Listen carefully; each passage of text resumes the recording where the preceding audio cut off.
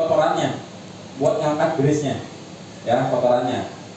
Yang protektor itu buat ngeprotek dia punya stainless, sama netralisir si chemical tadi supaya dia berkurang, ya supaya lebih clear lagi. Jadi ini punya dua fungsi yang berbeda sebenarnya.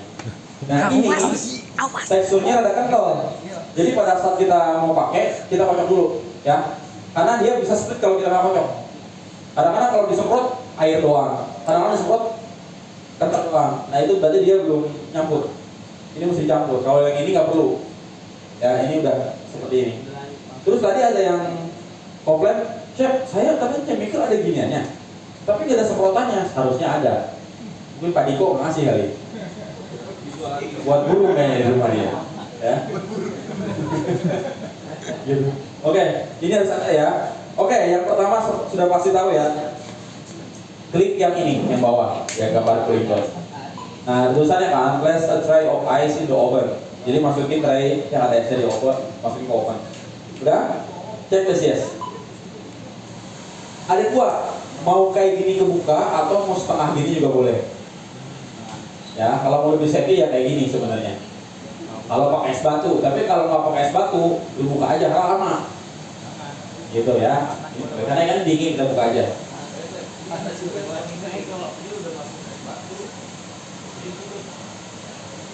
Coba aja. Sama aja. Cuman dia lebih lama aja karena muncul di situ aja. Kalau saya sih buka biar ke batu keluar gitu panasnya. Gitu. Bisa juga seperti itu.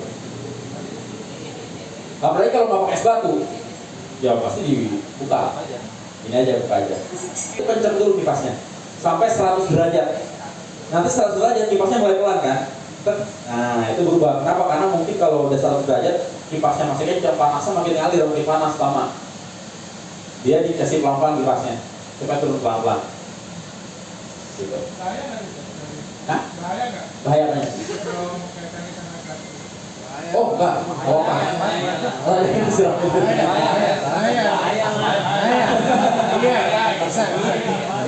Cuman ini sebenarnya traynya ini bisa tray yang gede, tray yang apa namanya yang di mana itu ya, gitu. Cuman mungkin terlalu rapat aja, gitu. Tapi kalau gini nggak masalah sih. Dan juga kalau ruangannya udah dingin sebenarnya ya kalau di kitchen ya. Kalau saya ikut di luar ya. Notification pertama, clean cavity ya. Clean cavity ini kan nanti saya bisa keluarin dulu ininya. Keluarin dulu. Kemudian pada saat ada clean cavity kita keluarin dulu hot plate. Ini disatuin dengan semua part yang bisa dicopot yang di luar, sama basket, sama liner, sama aksesoris yang lain. Ini bawa ke tempat cuci dulu. Taruh disposer lah. Gitu, nanti dicuci pakai sunlight juga bisa kalau ini bagian luar ini. Oke. Nah, dalam sini clean cavity, tarik kotoran sermahannya dulu. Ya. Tarik bagian atas dulu. Pelan-pelan tapi karena bahannya beda. Tarik supaya dia turun ke bawah, ya. Ukur remahannya di bawah baru tarik keluar. Ya. Tarik keluar. Remahannya buang. Oke. Habis sudah ditarik pakai lap kering, ini jangan lupa pakai sarung tangan ya. Oke. Habis itu Chef siapin sponge, pakai yang chemical lebih dulu, yang cleaner, bukan disemprot langsung gini ya, tapi disemprot ke sponge, habis itu diolesin ke bagian-bagian yang ada di dalam kecuali bagian atas, karena bagian atas bahannya beda, ya, kita oles. Bagian belakang, bagian atas, dan juga kan kenapa saya bilang nggak boleh semprot, bagian belakangnya kan ada nah kalau gitu nggak boleh masuk ke situ chemicalnya. Oles, pintu juga sama ini juga sama ya bagian luar. Yes, udah dioles basah nih, tinggalin dulu, kita cuci yang ini dulu, biarin dia chemicalnya bereaksi. Makanya kenapa saya bilang kalau lagi clean kayak gini, kalau notifikasinya keluar jangan dibiarin, nungguin dingin. Justru momennya adalah hangat, makanya kenapa sampai 50 derajat supaya pada saat masuk chemical dia reaksi. Kayak kita cuci tray berlemak pakai air panas kan cepat tuh, kayak gitu. Jadi ini biar bereaksi kita cuci ini. Habis cuci, baru kita gosok pakai sponge. Ya bagian dalam kita misalnya bagian yang kotornya ini pakai yang halus, Kalau ininya nggak terlalu kasar, misalnya kotornya benar-benar nempel banget, boleh pakai yang ini, tapi mungkin jangan yang kasar ini ya. Yang kita katakan itu yang punya bawah yang putih. Nah, bagian pintu itu kan seratnya ke arah sini kan. Kalau saya lihat garis stainlessnya ke arah sini, saya gosoknya kiri kanan kayak gini. Ya, ikuti garis, karena kalau ke sini udah pasti tetap garet. Ya, ini juga sama, tarik, udah pakai halusnya, kecuali yang atas ya, yang ada cemilannya doang.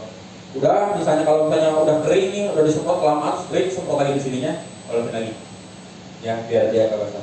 Habis itu, tadi kan ada lap basah atau kanebo, dilap, pakai lap basah, ya, di apa ya, di ya, bilas lah, gitu bilas, oke. Pakai lap basah, udah semua bagian, baru lap kering lagi, ya, baru lap kering, make sure semuanya kering, oke. Udah nih, lap kering ya, udah beres. Baru kita masuk ke, udah digelap ini, clean cavity, baru tinggal kita klik. Apply open protector. Ini namanya open protector. Ya, ini disemprot ke lap kering yang tadi. Kalau bisa ke bagian bersihnya dilipet dulu ya. Semprot ke sini, diolesin doang ke bagian yang tadi kena chemical. Catatan tadi ya, chemical jangan terlalu banyak kena gasket ini. Ya kalau bisa. Walaupun kena sedikit tidak masalah, karena susah ya, nggak mungkin nggak kena. Ini si protektor tadi lengkapin, ibaratnya kayak nge-coating lah, supaya pada saat dikotor gampang dibersihin sebenarnya. Yang kedua, buat menjaga sanitasi juga. Yang ketiga, dia buat sanitasi atau netralisir yang tadi chemical. Kecuali bagian atas ya, lap, lap, selesai. Baru ini nggak perlu dipakai lap basah lagi. Udah tinggal nempel doang, jadi nggak boleh bersih, dia buat coating doang. Baru kita gas lagi. Nah, tutup pintunya. Nah, di sini biasa suka ada kotor nih, ya. Buka, tarik kotornya. Baru ininya tarik.